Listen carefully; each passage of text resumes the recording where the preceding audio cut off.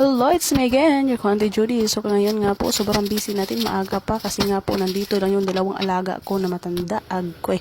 So ayan nga, luto dito, luto doon, kahit ano lang nire-request na kainin, kaya ang andin niya sobrang busy.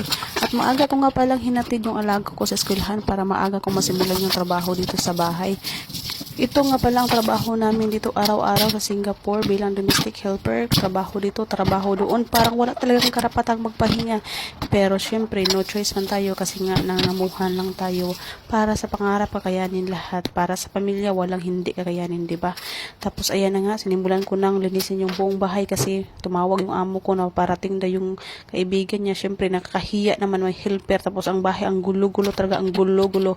So ayan nga po, sinimulan kong linisan yung kwarto ng pangalawang anak ng amo ko. So nandun siya sa sala, pinaupo ko kasi tinawag ko siya, nalinisan ko yung kwarto niya.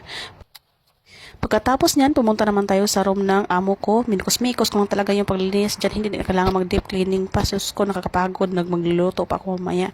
At ayan nga po, pagkatapos ko pong linisan yung room ng amo ko, pupunta naman po ako sa room namin ng alaga ko na babae. So dito nag-change po talaga ako ng bedsheet dito kasi medyo mabaho na talaga. 2 weeks na kami hindi nag-change ng bedsheet. Hindi ako nag-change ng bedsheet every weeks kasi nakakapagod din laban ng laba. Tapos ang sapayan nila dito sobrang iliit lang talaga. So, hindi ko na matapos ang video na to kasi nga po, nung dumating na sa amo, hindi naman ako pwede mag-video na nandyan siya kasi baka mapauwi ako ng pinasang wala sa oras. So, everyone, thank you for watching. Bye-bye!